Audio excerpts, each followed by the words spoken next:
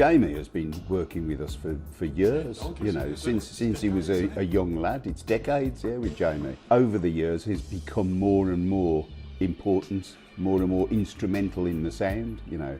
He played the keyboards on this album until we got Jared in, who's done additional keyboards, but all of the basic keyboards were done by Jamie.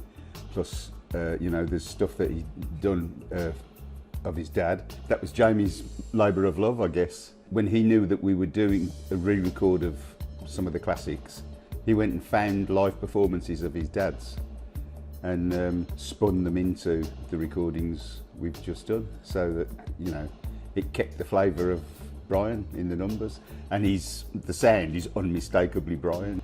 He's a very creative guy, you know. He does for us what Raymond used to do for us, Earl's brother, which was, you know, the dub side of the sound was what he created and what he, you know, in the studio gave us that sound. And Jamie's the same. Jamie adds a sound and you know, atmosphere and all sorts of things that we're not playing.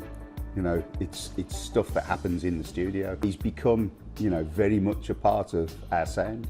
He understands us, I think, better than any other engineer that we could possibly work with, you know.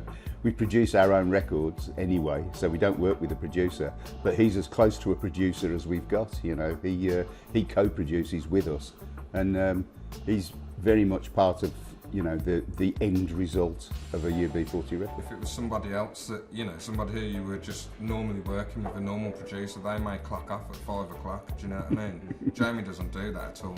He'll go home and say, I'll work on that, I'll work on a sound for that, and then at 4 o'clock in the morning, at 4:30, I'm a night owl too, you know, so he sends me something at 4:30 in the morning because he's obviously just finished it, you know. Yeah. And that I've done this keyboard, or I've done this, or I've done, you know. And he just said, "What do you think?"